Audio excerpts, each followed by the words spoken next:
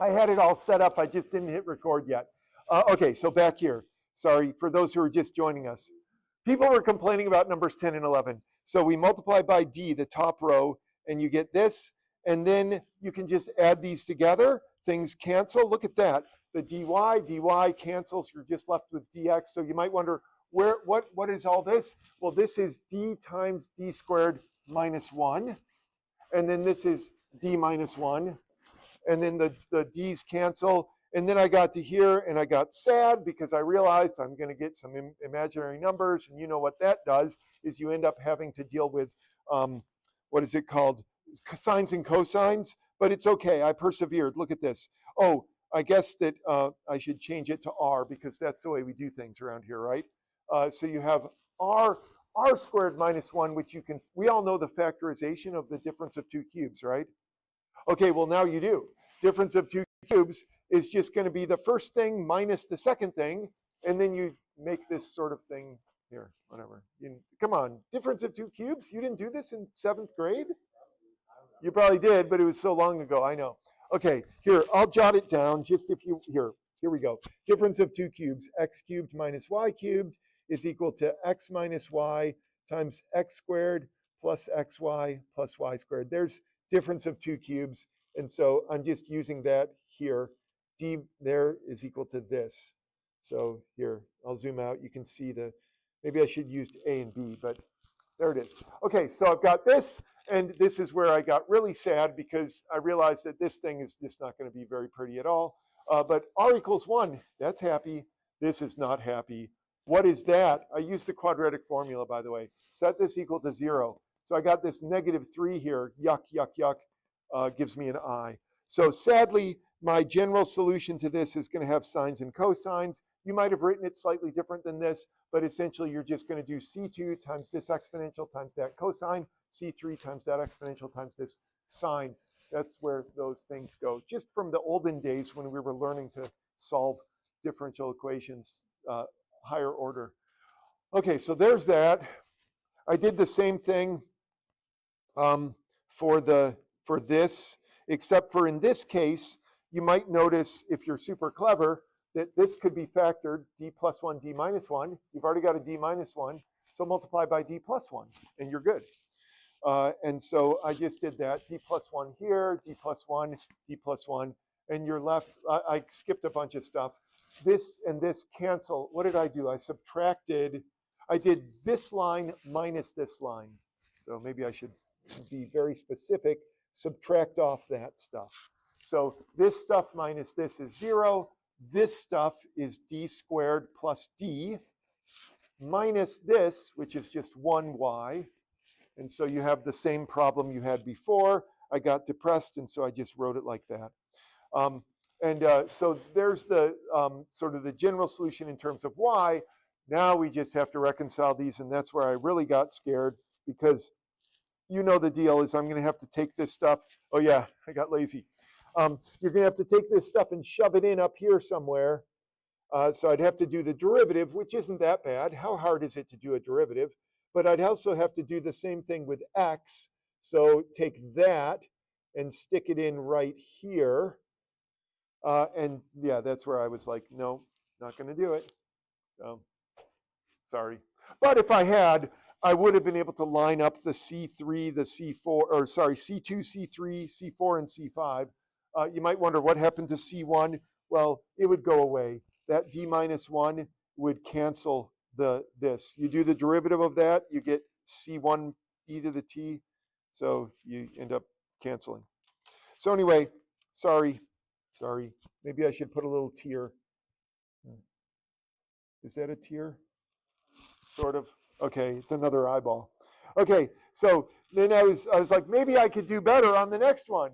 And I almost did. So number 10. Well, it's just I only had 5 minutes. It was like class was getting started, and so I was rushing. So here's this one. What I did was I said, okay, let's get rid of the x. And so to do that, I have to multiply this by d plus 3 and this times d squared. So that's what everything looks like.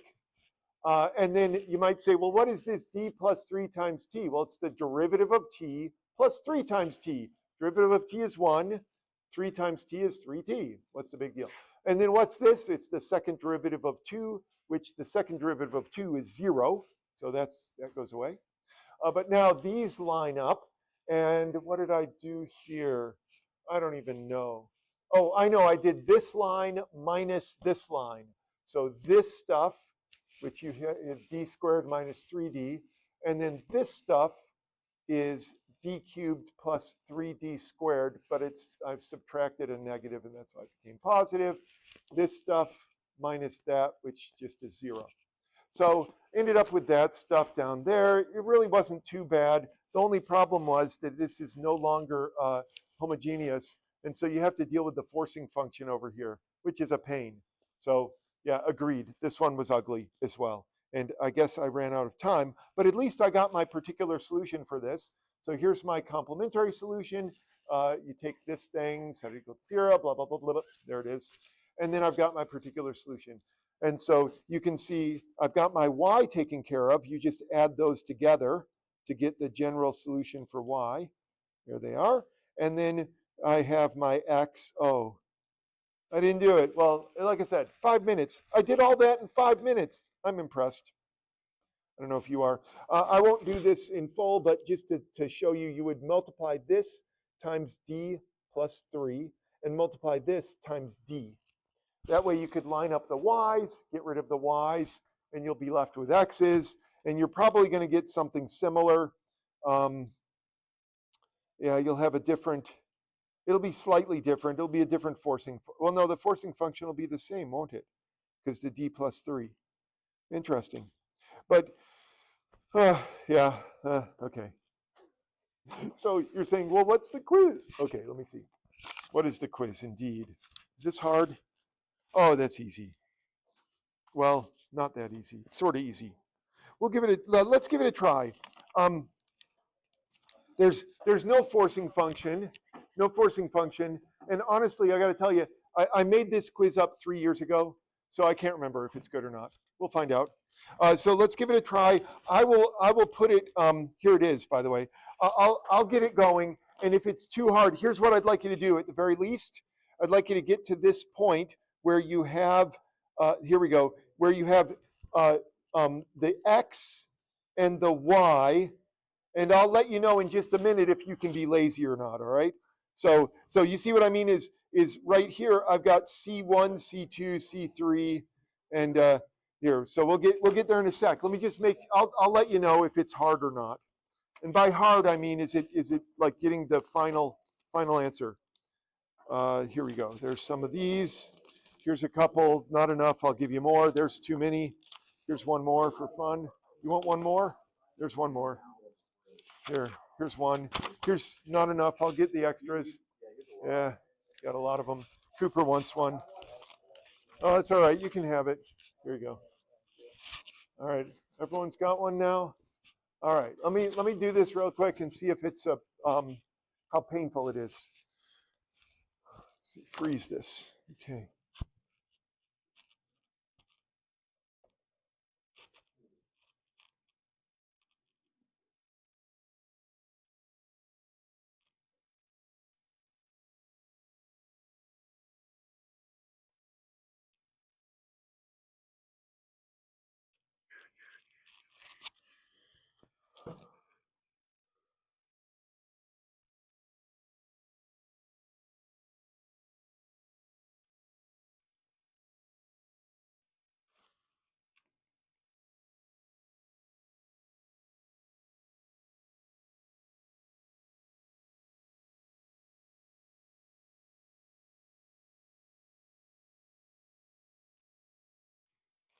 Two, three.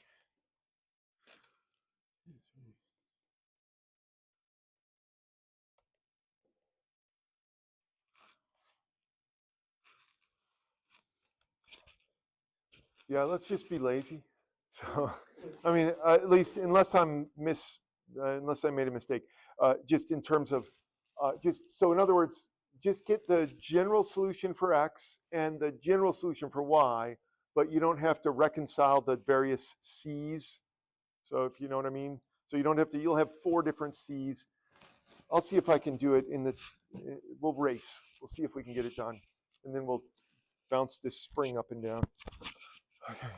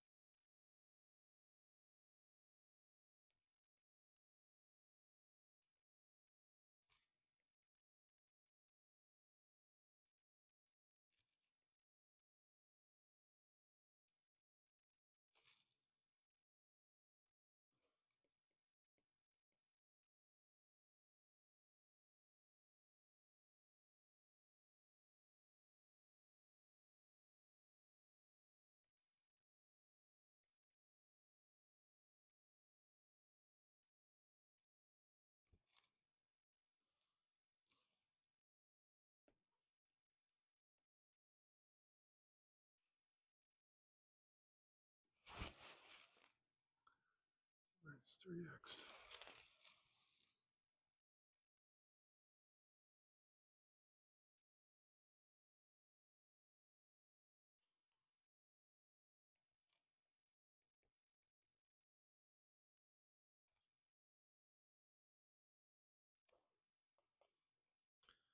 Minus 3.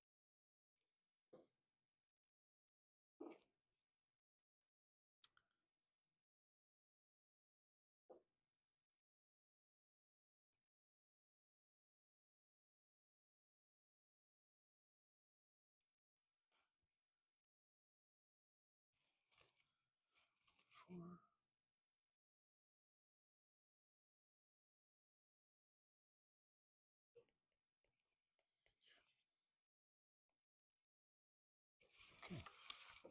Well.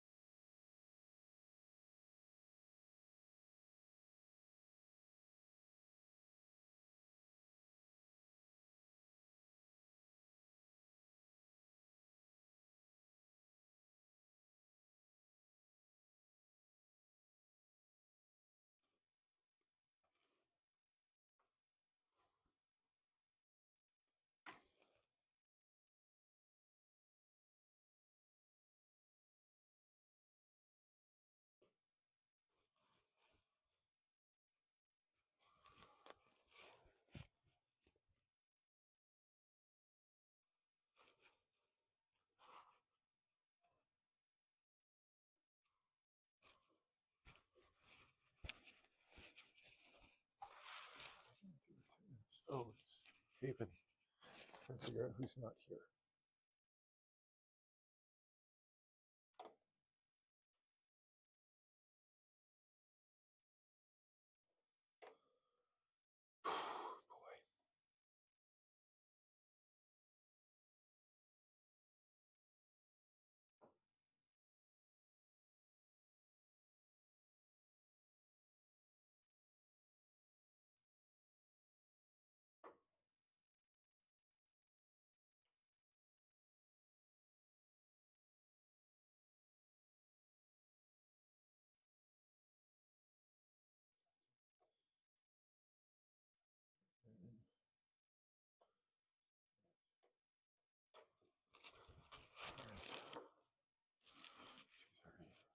Well, some of you are finishing up. Remember, you don't have to reconcile the C1, C2, C3, C4. I did. It wasn't that hard, but you don't have to. So just get those, get the general solution with all the C's. I'll show you the comparison. It's not that bad. So if you're all set, I can take what you got. I guess there's a little stack starting to form. That's the easy one, the good one. What? Oh, okay. I could take the extra one. Yeah. Okay, take that one. Oh, you want this one as well? Okay, sure. Yes, I do. Excellent. Very nice. Beautiful. I'm loving it. You've got something? Oh, you've got an extra one as well. Why do I have so many extras? I mean, I've got only one absent. You would think I only have one extra.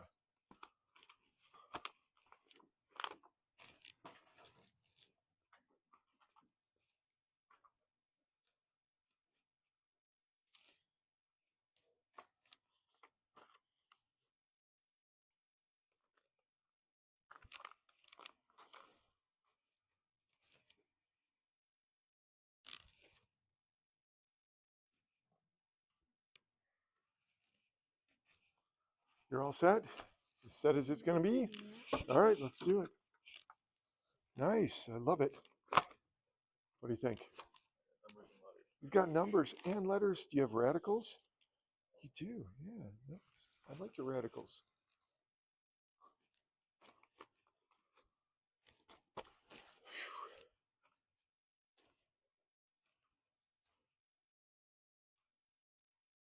Close enough? To do it? Yeah, you can figure if you want to do C1. No, it won't take too long.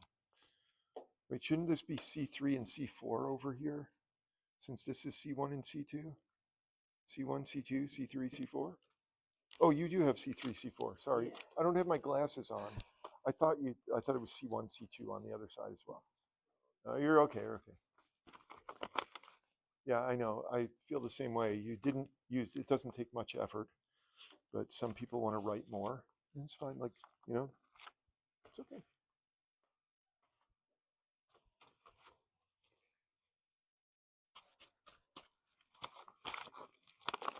All right, try to wrap things up and put your radicals down there, or if you don't have radicals, then it's okay. I'll take it anyway. I mean, oh, I see decimals. Whatever, decimals. Some people like decimals. All right, very nice. You're radical. Radicals are good. Oh, you don't have any. Oh, you know this. Okay, you know your radicals better than I do. I see. Very nice. Good job. Good job. Very good. All right. Oh, coming around. Oh, you want me to take yours? Yeah, one of these sides. I'll take it. You got something? You got a radical? Yeah, look at that. C1, C2, C3, and C4.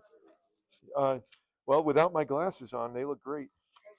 I can't tell without. Like, hey, looks good. Hey, look at that. Okay, excellent. No, you're able to factor better than I can, so you're good. Yeah, go with it. Yeah. Oh, is this for me? Close enough? No, you've got some radicals. It's okay. Yeah. Yeah. Yeah, this is good. Don't erase. No. Oh, you're going to erase that? Well, we got to get moving here. So let me finish this up. Oh, you've done meditating. on your stuff. Very nice. And I know he likes to meditate as well. What's wrong? Well, some people can factor better than others. And that's the thing is, there was something I couldn't factor that other people could. And, maybe fake factoring, but maybe I shouldn't have said anything about the radicals. Oh, see, you're getting a radical now. Yeah. All right. All right. No, this is good. Just box that up or whatever. You don't have to simplify. It's good. Yeah. Beautiful. Yeah. And just say these are your characteristic solutions, right? Yeah. So that's where R equals R. Put an R there. That way I'll know. Good job. Anyone else? Other people I need to nudge? Nope. Good. Let me staple. Okay, so what's the big deal? I don't know. Here's mine. Is this what you did? So just to explain, I wanted to line up the y's. I know I should have put a negative somewhere. It's okay. So I wanted to line up the y's. So I multiplied this by 2, and I multiplied this by d plus 2. And then I subtracted. I think what I did was I subtracted the bottom minus the top. So I did the negative of the top, just so I wouldn't have a bunch of negatives lying around. So I ended up with these canceled, but I have this stuff minus 2d. That look good? Okay, and then I had trouble because I couldn't factor what I got, but some of you could, so that you're doing better than me maybe. I need to put parentheses around that. You put parentheses. Where's my parentheses? There they are. Which gave me this. So after simplifying, or as much as I could, I know. At that point, here's what I did, is I thought to myself, I must have made a mistake. So I gave up for just a moment, and I went down and I did the same thing, but I eliminated the x instead of the y. Actually, I didn't think I made a mistake, but I just wanted to make sure. So I went down here. Yeah, here it is. So in this case, to eliminate the x, I had the benefit of having two versions of the same quiz. I had to multiply this times d minus 3 and this times d. That way those would line up. So d minus 3, this is times d. And then I multiplied, and I got exactly the same thing. After subtracting, I think I did the top minus the bottom. Yeah, this minus this. And I was more careful. But I ended up with exactly the same, which gave me this as my characteristic equation, which gave me this, which gave me that, because I couldn't factor this. That was my problem, is I couldn't factor that. And so I had this ugly thing, which meant that this is my general solution. Same thing for up above, by the way, same general solution. So it just looks, it's almost the same. So then I went, so that's all you had to do, was to have those two. So box that up and box this up. I know it's lazy, but hey. Okay, so then I was curious, what is the relationship between C1 and C3 and C2 and C4? And so I took this thing. This is the second. Yeah, is it this? Yeah, the second. The second equation in black. Ignore the red. I took that second equation and I applied it to the x and the y that I got, and I found this relationship between C3 and C1. And then in a similar way, I got this relationship between C2 and C4. So there is a relationship. It wasn't as hard as I thought it was going to be, but I guess if you got this wrong here, like if you were able to factor this, which you can't factor that, then yeah, anyway. Okay, we're moving on though. What are we moving on to? That thing over there. So that thing is a harmonic oscillator. And what I want to do is I want to get a sense of exactly what's going on here. So there are various forces that are involved in this particular system. And so we're going to focus on three forces in particular, which is almost all of the forces can be classified as one of these three things. So just for a moment, I know there's gravity. I know gravity exists. But But we're going to pretend that, well, we're not really pretending. Here's what we're doing, is this thing is at equilibrium right here. Here we go. So everything is balanced. So technically, I have the spring and I have the mass, and right now the force of gravity is being balanced by the force of the spring. And so what I'm going to do is from here on out, I'm going to take that as sort of a given as part of my system, that those two things are in balance, that part of the spring is counteracting the force of gravity. And so I'm not going to worry about gravity. I'm just going to say the spring and the gravity are kind of, they're balanced at this point. And if I do this, I'm not putting anything out of balance. What I'm doing is I'm adding an additional force to the system when I push that up. So at the front end, when I have things in balance, the spring and gravity are balanced. Now, the reason why I prefer this to the typical, here's what typically is done with harmonic oscillators, is you'll have something like this diagram that looks sort of like this. And we'll do this. There we go. So 500 grams. Okay, so you have an object like that that's sitting on a frictionless surface. So this is frictionless surface. And this thing will oscillate back and forth on that surface. So you have a spring, and as the spring, it can be compressed or it can be extended. And so this thing goes back and forth on this frictionless surface. I just have a hard time imagining a frictionless surface and a mass going back and forth on it. And I certainly can't actually show you this. I could, I suppose, bring what is it, that air table? You know what I'm talking about? In the physics lab, they have that long thing with that blows air and kind of levitates a little thing on it. Anyway, that is close to frictionless, but it's still not completely frictionless. Technically, this is not frictionless either. As this goes, the reason why it's slowing down is because there is friction. There's friction involved in the spring compressing and extending. But for the most part, we're gonna start with this. This is balanced, same as that, same picture, and we're gonna measure the distance from there. So let me just think for a minute. How is this gonna work? I think X is gonna go downward, unfortunately. So when we go down, so I know, it's gonna be annoying. Not too bad though. So we're starting here. When X, if I go like here, this is positive, let's go with centimeters. So what's this, 10, 20, about 20 centimeters. So this will be positive 20, and up here is negative 20. I know, annoying, but it's the best I can do. I suppose we don't have to do it that way. Maybe, well, the reason why I want to do it that way is because I believe that in the book and in most examples, when you're using a spring like this, when you go to the right, you have positive distance. To the left, it's negative. So positive, negative. And so if I want the spring to look the same, when you're extending the spring, you're making positive and negative when you compress the spring. Anyway, here's what's happening with that spring mass system. I have a mass suspended from a spring on a fixed support. Here we go, my mass, 500 grams. I've got my spring. It's beautiful, isn't it?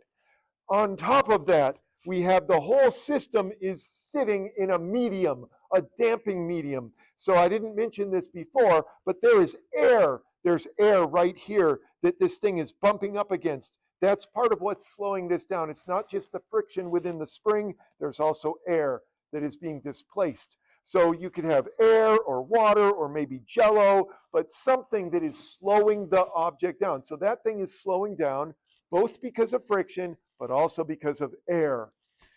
Finally, there is some sort of a driving force. The driving force in this case was me, my hand, pushing this upward, but you have some sort of a force. This altogether is a spring mass system. Now we need to sort out all the forces involved over here, and there are three things, essentially, three things that we have to worry about. and those forces will all be in balance. When we add them together, they will equal 0. So here are the three forces that we're going to worry about. So forces, the first one is force is equal to mass times acceleration.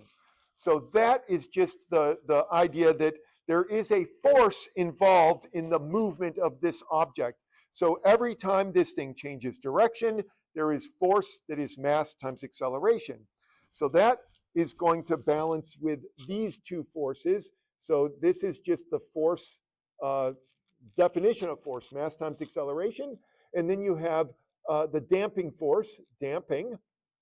And damping force is a negative force. So that force is going to be negative because it resists, it slows things down. You can see it's slowing down right now. It's negative, and you have a damping coefficient times the velocity. So however fast this is going, think of riding your bicycle. If you ride your bicycle really slowly, the wind resistance, the damping force from the wind is going to be really small. If you ride your bike really fast, it's like, oh, I can hardly accelerate, right? Because you're overcoming so much of the damping or the force of the air coming towards you. So that's a negative. It's a negative. And then, of course, you have the spring. The spring is going to be, the force of the spring is also negative. It is a restorative force. It's negative, and it will, so if you pull this down, I can feel that force of that spring pushing upward. And bear in mind that because I'm imagining that gravity is part of this spring, when I push it up, I can feel the force of the spring in the form of gravity, but we'll ignore that for now, pushing downward. So you can feel the force either trying to restore to the equilibrium. And so that will be, let's see, negative k times x. So we have all of these forces, and so when we add them together, well, let's see, wait a minute, wait. Let's see, the total here, sorry, I want to make sure I do this right.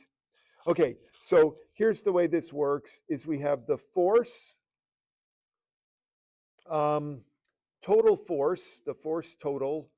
Yeah, this, okay, I guess this is not really a force, sorry. We'll get to that in a second. The total force is the damping force, negative, we'll get this in a sec. We're gonna replace that. The total force going on here is the damping force, minus the spring force. And now we make this, since force is mass times acceleration, then we have this and this. And now that looks ugly. Let's remember that velocity is the derivative of position. So velocity is derivative of position, so v is going to be x prime. And acceleration, second derivative, right? Second derivative of position. And so acceleration is going to be x double prime. So here's almost the final version of what we're going to be working with here. Beta times x prime minus k times x. So I'll show you that's where this all comes from. It all comes from the fact that we're balancing all of these forces together. Oh, I haven't put in my forcing function. Okay, so let's do this. We'll move all of these over to the left, and then we'll put the forcing function on the right, and then it'll all balance out. So here's the model in total. You have, so I guess the easiest way to demonstrate a forcing function, well, I'd have to unhook that and then grab the top of that spring and then sort of move it up and down. So if I move this up and down somehow, if I add some sort of energy to this system, you know, it ends up displacing the mass. That's what this is here. Whew. So there it is. That's it. So this is the model. X is the displacement of the mass. M is the mass. Beta is the damping constant. K is the spring constant from Hooke's law. How much joy is there in this? I don't know. It's just incredible. So here's what we want to do. I want to explore different situations. And this is too hard. Yeah, this is too hard for me to do. This one is too difficult to model, at least right now. We probably could model this if we took a timer and timed how long the cycles were and figured out how much this is being damped. But let's take some more like some idealized spring mass systems and see what they look like. So here's an example. Let's say that the mass is 5/2 kilograms. So 5/2 times x double prime, and the spring constant is 60 newtons per meter. So that's just the restorative force of the spring. So we would do something like this, 60x. And let's not worry about a forcing function at this point. We just want to model this particular spring mass system. So here's what we have. And I'd like to come up with a solution to this. So perhaps the first step, let me do the first step for you, and then you'll do the next part for me. So I'm going to multiply everything by 2/5. And when you multiply 60 by 2/5, you get 24. So I believe that that's correct, just to make things easy on myself. And now I'd like you to tell me what the general solution is for this thing. So take a minute. This one's a pretty easy one. I think you can all do it. And I will pick a rando to tell me what the answer is. Oh boy. What in the world?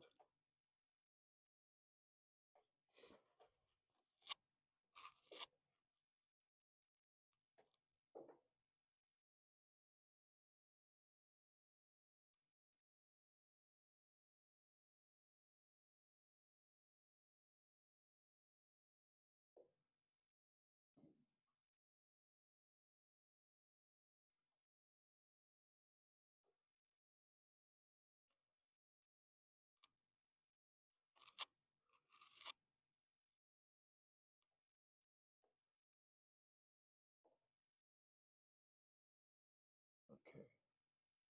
Sorry, just looking at something. All right, let's see how we're, oh, I didn't pick my random person. I did now. All right, Zechariah, how am I going to solve this thing? Yeah, tell me what to do. All right, beautiful. R squared plus 24 equals 0. And so I'm guessing that everyone did something like this and got R equals plus or minus 2 radical 6I. Is that right? Something like that? Or whatever the decimal equivalent is. Okay, very nice. So now that we've got that straightened out, Rachel J., you know what the general solution is, don't you?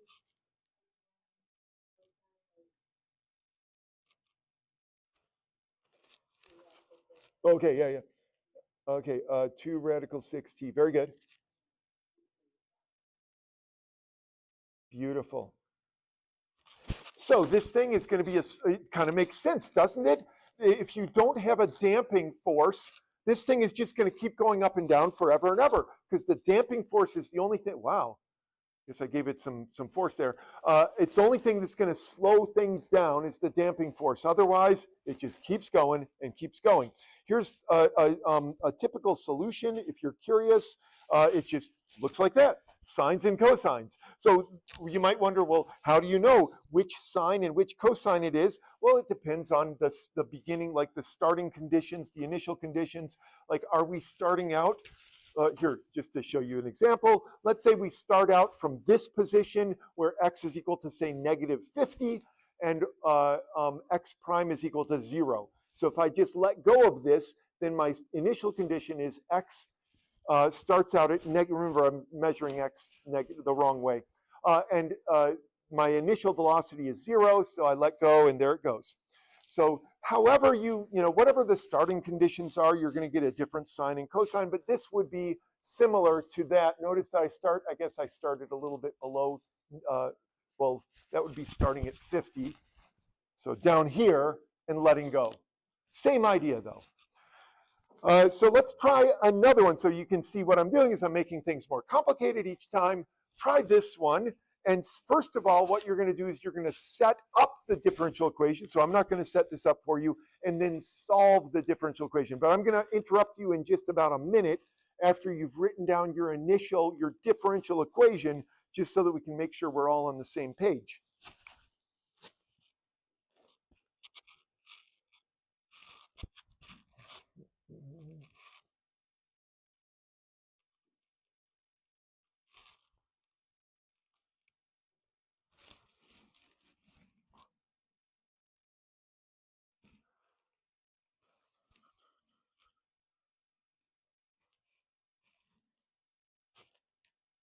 Let's see where we are, make sure that we're all doing the same thing. Tyler, do you have a differential equation that you can read to me? 5 over 2x squared plus 5x. 5 over 2x. Yeah, double prime, yeah. 5x prime plus 16 prime. Beautiful. So it's perfect. So that's what we're starting with. I'm, of course, because I don't like the 5/2 out front, I'm, of course, going to multiply everything by 2/5. And when I do that, I'll get this. But you don't have to. If you don't mind the, you could just leave it all out there. But there it is. So there's that. So I'll give you a minute to work through this differential equation.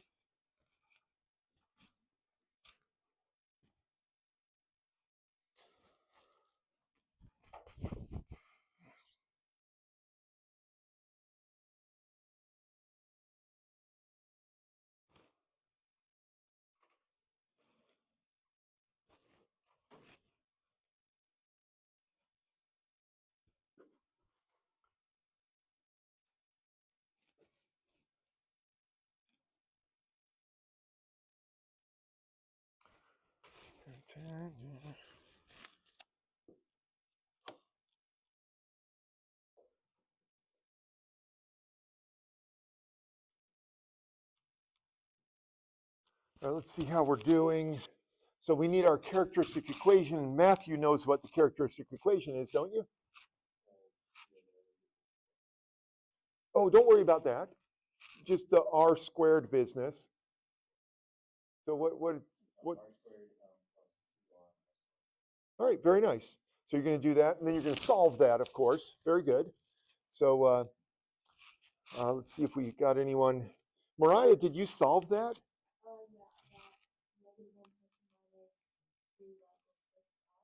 Ooh, so you ended up with some sort of a radical situation with a negative under the radical. So does that look good to everyone?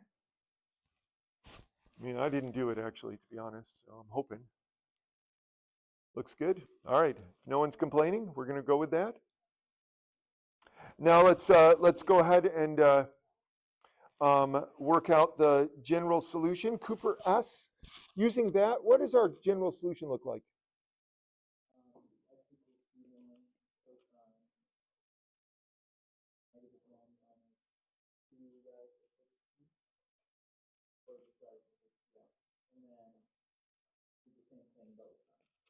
C2 times the sine, 2 radical 6t.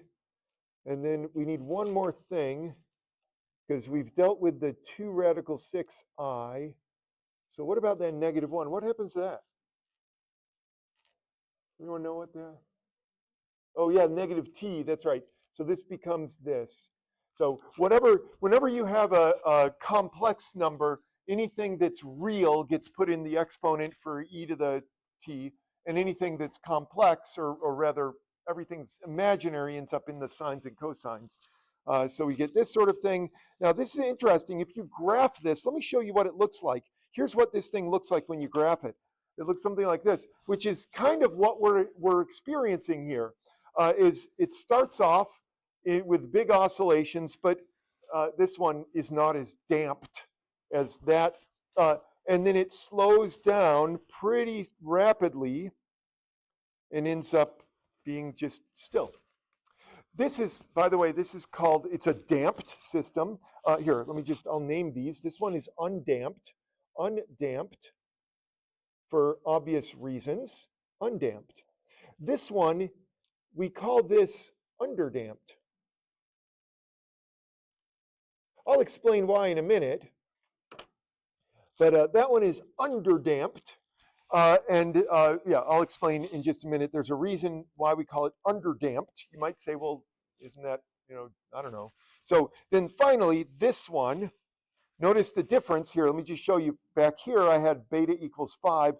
Here, beta equals 35. So I'm cranking up the damping. So this is like, okay, so just the difference is this is you're moving through like water or oil. And this one, you're moving through Jello, because it's like huge amount of damping. So go ahead and set this up. it won't take too long. This one's the nicest, the kindest of the bunch, if my memory serves me correct. Guess we're going to find out here in a minute. And we'll move pretty quickly through this one, so just be aware. We're going to crank through this. I'm looking at 302. Ugh. I need to give you some minor instructions for, yeah, oh, sad. We don't get to do that? Well, it's all right. Yeah, okay, so let's just do this. Claire, what is this going to look like in terms of the differential equation?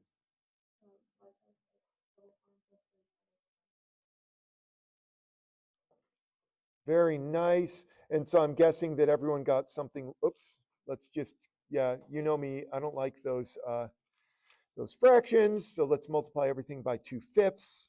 So you have x double prime plus 2/5, that's going to be 14x prime. And then we all know that that's going to be 24x. So this will be r squared plus 14r plus 24 equals 0.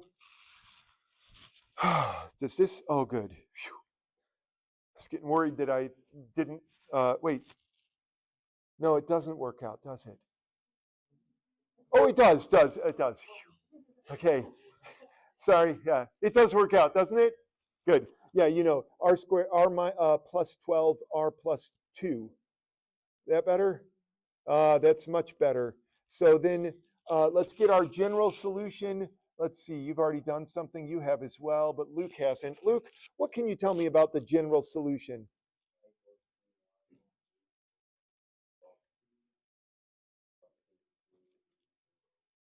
Oh, that's perfect. Beautiful. Nice. So, so this is the happiest of the bunch, of course, because it comes out nicely. Here's what this solution looks like right there.